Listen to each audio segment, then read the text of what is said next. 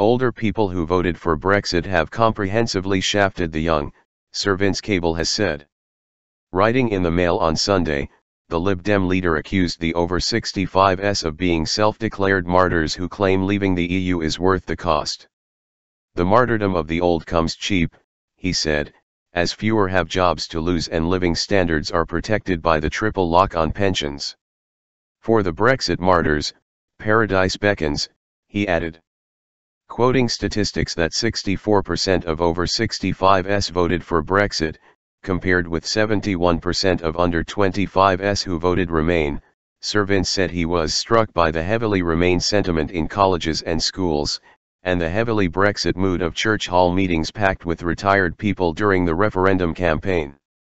He claimed that austerity measures had largely affected the working population, with pensioners suffering relatively little after the financial crisis.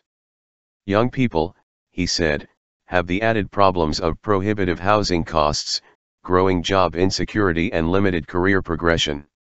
The old have comprehensively shafted the young, added Sir Vince. And the old have had the last word about Brexit, imposing a worldview colored by nostalgia for an imperial past on a younger generation much more comfortable with modern Europe. The newly elected party leader warned that describing such masochism as martyrdom was dangerous, adding, "We haven't yet heard about Brexit jihadis, but there is an undercurrent of violence in the language which is troubling." Brexit thought crimes. Sir Vince also criticized cabinet ministers, who he claimed were waging civil war, rather than working out what they want from Brexit. He says former Work and Pensions Secretary Ian Duncan Smith called for trade envoys to be sacked as a result of them talking down our country. "At this rate, we will have Brexit thought crimes before long," said Sir Vince.